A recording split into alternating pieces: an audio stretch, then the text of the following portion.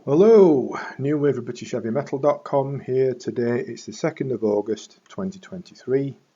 Quick favour first, if I might ask that, and that's if you would please subscribe to the channel. That'd be marvellous, big help, appreciated. So please do click that button if you would.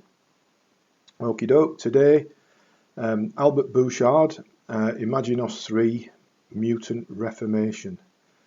Now this of course is Albert's version of the Imaginos story that sort of runs through most of Blue Oyster Cult albums. And of course, Albert being former drummer in the band, Imaginos was like his big project, I suppose. Excuse me, you could say. And although it never made it at the time for various historical reasons, over the past 2 or 3 years, Albert's been putting out his own, as intended versions. First, a couple of 3 years back, we had Imaginos, which was episode 1 in the trilogy. A couple of years back, we had Imaginos II Bombs Over Germany, part 2. And now Albert brings that random access myth where everything happens all at once to a close with Imaginos III Mutant Reformation. Now, as I've briefly mentioned, the Imaginos history is well documented, so we won't go into that too much. And of course, in the late 80s, Blue Oyster Cult did put out their Imaginos album, which I guess, in some ways, if you wanted to think of it that way, a sort of a halfway house, I guess, as the cult at the time were in, well, let's just call it a transitional period, shall we? Never mind. But anyway, the first two, Imaginos and Imaginos II, both excellent. And so is this one, so is Mutant Reformation. And with each album, it's, as well as them being extremely solid, it's very interesting as an old BOC fan, and probably you are as well. Very interesting to listen how Albert's put together the story, in his version and the reworkings of the songs over the BOC catalogue, how he envisaged them. And compare and contrast. You can't help but do that, really. Mutant Reformation, in my opinion, is arguably the best of the three. We've got 18 tracks over around 70 minutes, and there's a mixture of reworkings of BOC versions in Albert's form and some new songs as well. Now, one of the features, as I've mentioned, it's impossible not to compare Albert's versions with BOC versions on their albums.